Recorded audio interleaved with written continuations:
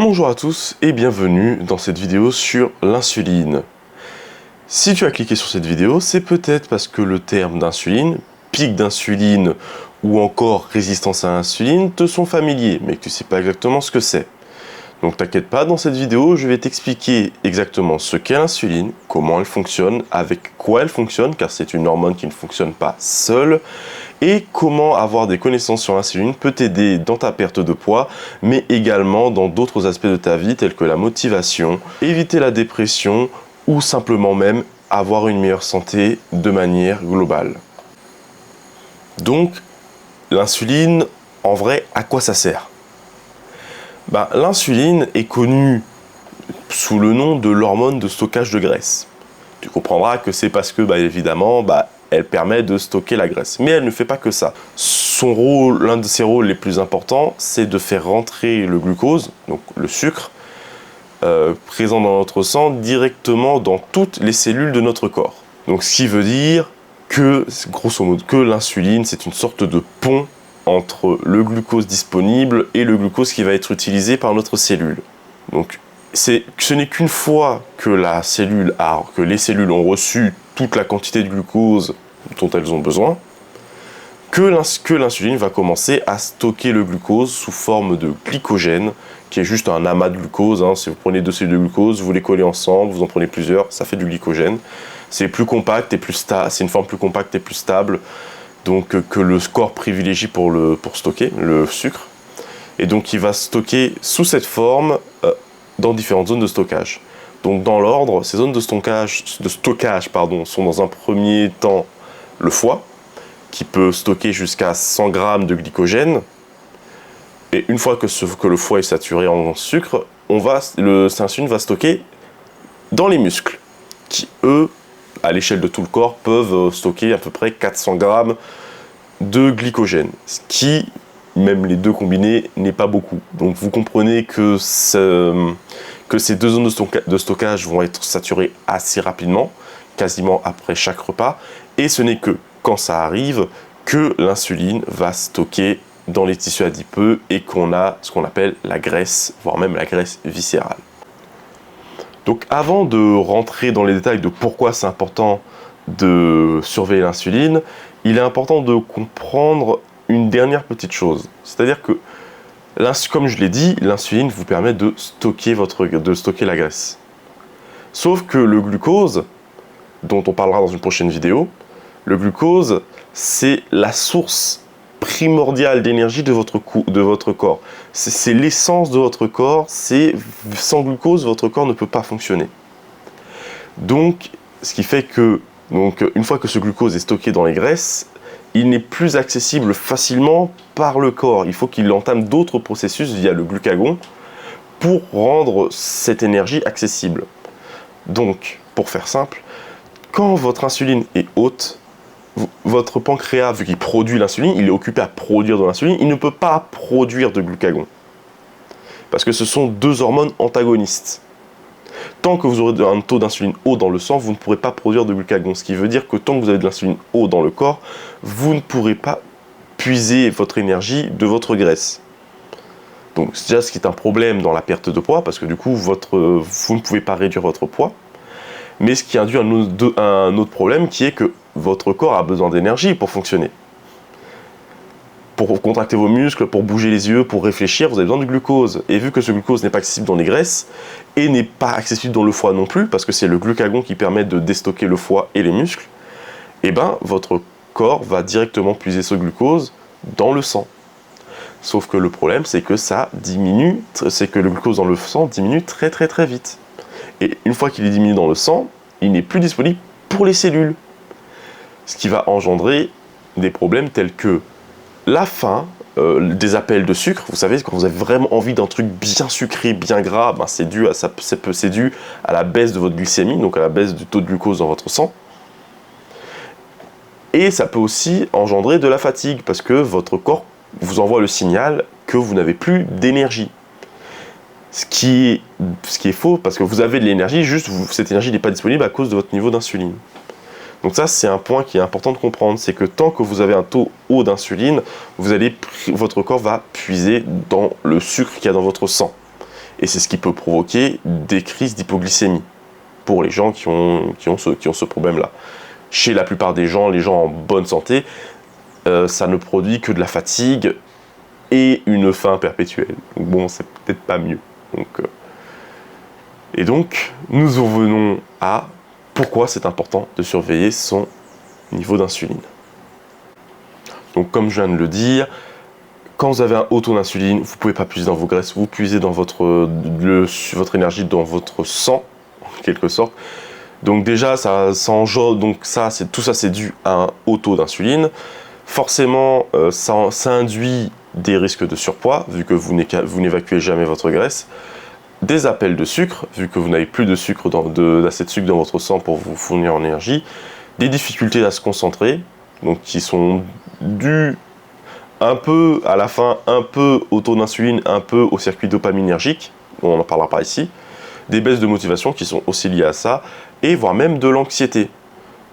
Donc, on parlera ça dans d'autres vidéos, mais voilà, vu que tout est lié, c'est très dur de faire des vidéos très segmentées, mais gardez à l'esprit que un haut taux d'insuline et un haut taux de glucose mènent à ces effets qui sont au mieux agaçants, au pire vraiment gênants dans la vie de tous les jours.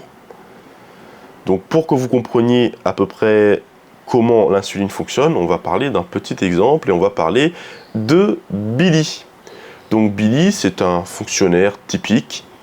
Il travaille de 8h à 18h et sa vie se passe plutôt bien. Donc une journée typique de Billy, c'est qu'il se lève à 7h, le temps de se doucher, de manger. Donc dans son repas contient un bol de céréales typique avec du lait, et du chocolat. Donc jusqu'ici rien d'anormal. Il met une petite cuillère de sucre, il se prend son café du matin et il va travailler. Donc il travaille jusqu'à midi 30, là où il va faire sa pause déjeuner. Problème étant, c'est que vu que Billy est très demandé dans son travail et qu'il est très fatigué en rentrant, il n'a pas tout le temps de cuisiner, donc ça fait qu'en général, il mange soit à la cafette, soit il se prend un petit sandwich qu'il mange en une demi-heure avant de retravailler. Des fois, il va dans un McDo ou dans un resto avec ses potes, voilà, donc il ne contrôle pas vraiment ce qu'il mange le midi. Donc, une fois ses calories ingérées, il va continuer son travail, il va sûrement avoir le fameux coup de barre de 15 heures qu'on a tous après la digestion parce qu'on a bien mangé. Et une fois que son travail fini, il rentre chez lui à 18h, il se met une série, il mange léger parce qu'il ne veut pas que ça perturbe son sommeil, donc il mange juste une petite salade, des petits légumes et il va dormir. Donc c'est une journée très stéréotypée, évidemment tout le monde a passé ce type de journée, mais vous pouvez vous retrouver sur certains points. Donc pourquoi j'ai pris ça comme exemple ? J'ai pris ça comme exemple parce que ça va vous permettre de comprendre très bien comment l'insuline fonctionne. C'est-à-dire qu'on va reprendre chaque repas que Billy a eu et garder à l'esprit que, indépendamment de ce que vous mangez, dès que vous mangez quelque chose, que ce soit un fruit, que ce soit une pomme, que ce soit un McDo, que ce soit un fast-food, que ce soit n'importe quoi, vous allez avoir une hausse de glucose et une hausse d'insuline équivalente. C'est inévitable. Ce n'est pas une mauvaise chose en soi. Ce qui est mauvais, c'est la hauteur et la fréquence des pics de glucose et d'insuline. Les deux sont liés, vu que l'insuline a pour but de réguler le taux de glucose dans le sang. Donc en fait, tout ce que l'insuline va faire, il va le faire en se basant sur le taux de glucose dans le sang. Ce qui fait que pour agir sur l'insuline, il faut agir sur notre taux de glucose. Et pour agir sur notre taux de glucose, il faut surveiller ce qu'on mange. Donc typiquement, Billy, quand il prend son petit déjeuner avec des céréales industrielles qui sont généralement bourrées de sucre, avec un chocolat chaud qui déjà lui aussi a une poudre, vous savez les poudres cacaotées là, elles aussi contiennent du sucre et que généralement on rajoute une petite cuillère de sucre soit dans le chocolat chaud, soit dans son café.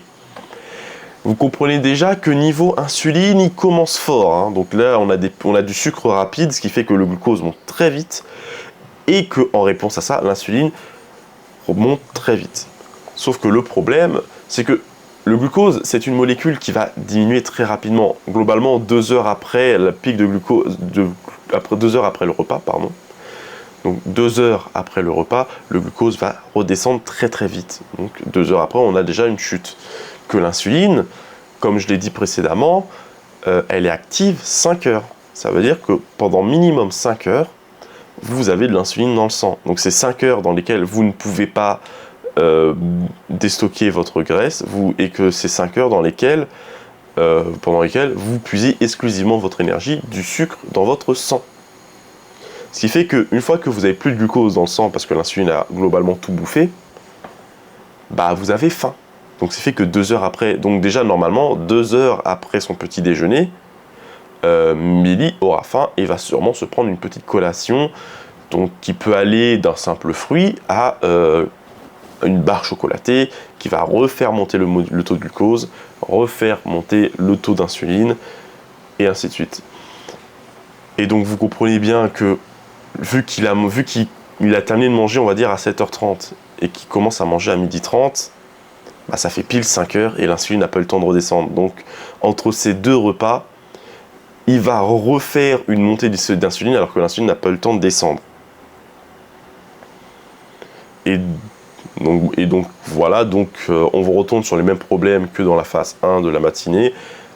Fatigue, baisse de motivation, il va avoir faim parce qu'il y aura un moment, il n'aura plus de glucose dans le sang après environ 2 heures, ce qui fait qu'il va devoir reprendre une collation, et c'est pour ça généralement que à 15 heures, on a tous un coup de barre. C'est dû à la digestion, mais c'est dû aussi au fait que à 15 heures, on a épuisé toutes nos réserves de glucose dans le sang, et on ne peut pas basculer sur nos graisses parce que c'est un processus qui est plus long.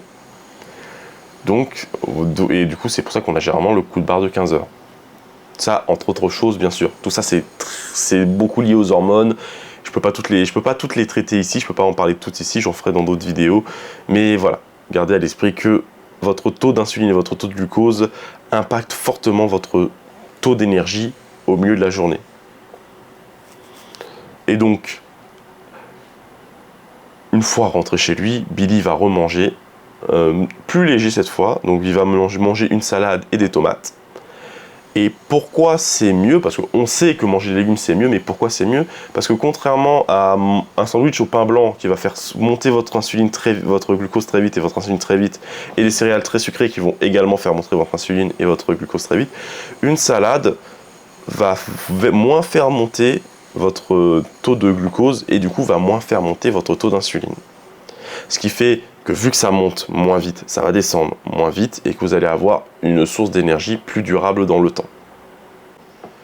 Et donc, après ce tableau peu réjouissant que je viens de dresser, et le bilan qu'on vient de faire, et surtout l'exemple que j'ai utilisé qui montre à quel point en fait c'est simple d'avoir de l'insuline qui crève le plafond tout le temps, qu'est-ce qu'on peut faire? Qu'est-ce qu'on peut faire si apparemment de ce que je dis et de ce que les scientifiques disent, avoir un taux d'insuline c'est mauvais, un haut taux d'insuline c'est mauvais, comment on peut faire pour le diminuer, et pour éviter tous les problèmes qui y sont liés?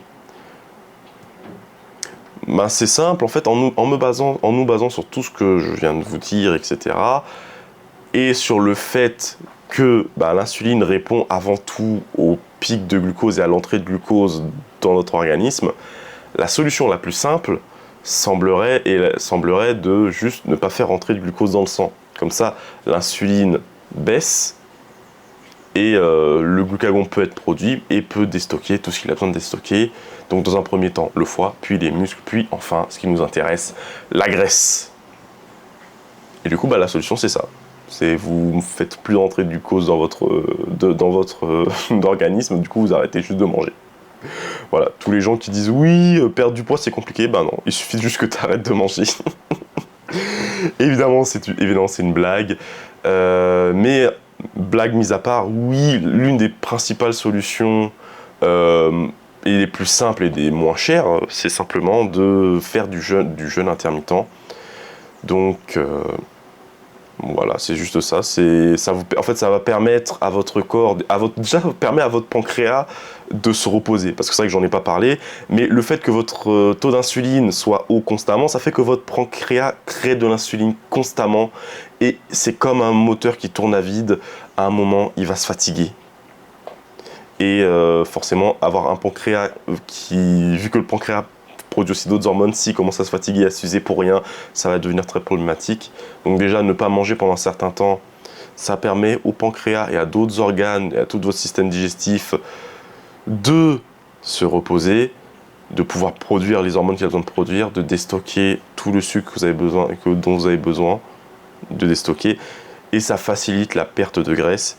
Évidemment, si vous avez quelques problèmes de santé, que vous êtes diabétique ou que vous êtes sous médicaments ou avez des contre-indications, ne jeûnez pas comme ça, parlez-en à votre médecin, à minima, parlez-en au moins à un diététicien ou à un nutritionniste pour qu'il vous aiguille. Ne jeûnez pas seul, sans raison. Le jeûne, c'est quelque chose de sérieux, c'est un truc qui se prépare. Et même si globalement c'est sans risque, dire pour l'individu moyen qui n'a pas de problème de santé, il n'y a aucun risque à sauter le petit déjeuner. Vous n'allez pas tomber dans les pommes juste parce que vous avez un jour loupé un petit déjeuner. Oui, c'est pas agréable. Oui, vous allez avoir plus faim que d'habitude. Mais c'est pas grave, vous n'allez pas en mourir, vous n'allez pas tourner de l'œil si vous n'avez pas de contre-indication. Enfin, c'est une autre, encore une fois, c'est une autre. Si vous êtes sous médication ou si vous avez un organisme faible ou si vous êtes diabétique, c'est une autre paire de manches. Allez voir un médecin. Je ne suis pas médecin, je ne le répéterai jamais assez. Mais pour toute personne qui ne semble pas avoir de contre-indication, qui semble être en forme, qui peut-être va à la salle, qui a une activité physique régulière et qui est globalement en bonne santé, faire un jeûne intermittent aura beaucoup de bienfaits au-delà de la perte de graisse et de la baisse de niveau d'insuline. Je ferai une autre vidéo plus tard sur pourquoi le jeûne intermittent c'est intéressant, quels sont les risques réels du jeûne intermittent, mais retenez que c'est une solution. Donc, mis à part ça, pour ceux qui vraiment ont peur de jeûner, ce que je peux comprendre, c'est vrai que c'est quelque chose encore un peu underground, comme disent les anglophones, que c'est quelque chose sur lequel on ne connaît pas, on peut vite avoir peur de se dire, quoi, mais ne pas manger, mais ah mon Dieu, je vais mourir. Donc je comprends, c'est tout à fait normal. Ceux qui n'ont pas envie, il y a d'autres solutions. Comme je l'ai dit, en fait, l'insuline, ça dépend beaucoup aussi de ce que vous mangez. Donc évidemment, manger moins sucré, moins de sucre rapide, diminuer un peu les féculents et surtout manger plus de fibres. Les fibres, j'en parlerai plus sur la vidéo sur le glucose, mais les fibres, ça a beaucoup d'effets bénéfiques sur tout ce qui est absorption du glucose, sur tout ce qui est évacuation digestive, ça a énormément de bienfaits. Et le simple fait de manger, on va dire, 2 cuillères de légumes verts ou de n'importe quoi de fibreux avant de manger votre repas traditionnel, ça va avoir un effet bénéfique sur votre niveau de glucose et sur votre insuline, et vous verrez déjà au bout de quelques semaines des modifications majeures. Et des bonnes modifications, je tiens à le préciser. Donc voilà, donc pour ceux qui ne veulent pas jeûner, mangez moins de sucre, mangez plus de fibres, et vous verrez déjà, sans rien changer, et ça je vous le dis, c'est important, sans rien changer, le simple fait de manger une petite entrée de légumes verts, de crudités, avant d'entamer votre repas traditionnel que vous mangez comme d'habitude, ça aura un effet positif sur votre santé et sur votre perte de poids. Si vous voulez plus de tips, plus de conseils, plus sur la santé ou même sur la baisse d'insuline, je vous conseille de regarder la vidéo sur le glucose qui est déjà chargée. C'est pour ça que je traite de l'insuline à part. Parce que là, il y a beaucoup de choses à dire sur le glucose et je ne me sentais pas de mettre en plus une explication sur le glucagon et sur l'insuline. Donc, vous voyez ça comme une vidéo complémentaire à celle du glucose. Donc, et si vous êtes intéressé ou si vous n'avez pas tout compris, je vous conseille d'aller sur la vidéo du glucose dans laquelle je donnerai des conseils complémentaires, que je vous expliquerai un peu mieux, enfin, quelle est la base du problème, parce que la base du problème, c'est un peu, si on peut appeler ça un problème, c'est le glucose. Enfin, ou plutôt les pics trop fréquents de glucose, et l'insuline en fait n'est que un humble agent qui essaye de gérer ça comme il peut, mais il a trop de travail. Donc j'espère avoir été clair, j'espère que cette vidéo vous a aidé, j'espère ne pas avoir trop hésité, ne pas avoir trop bégayé, et j'espère que vous regarderez aussi la vidéo sur le glucose, qui sera beaucoup plus longue, mais aussi beaucoup plus instructive. Et sinon, j'essaierai de faire une vidéo, si vous n'avez rien compris de ce que j'ai dit, ce qui est possible, j'essaierai de faire une vidéo bilan récapitulatif avec vraiment que les conseils de ce que vous pouvez faire pour être en meilleure santé, pour avoir une perte de graisse plus efficace. Pour ceux qui veulent jeûner et pour ceux qui ne veulent pas jeûner, il y a des solutions. Je vous expliquerai plus tard. C'était Ifrit. Bonne journée à vous.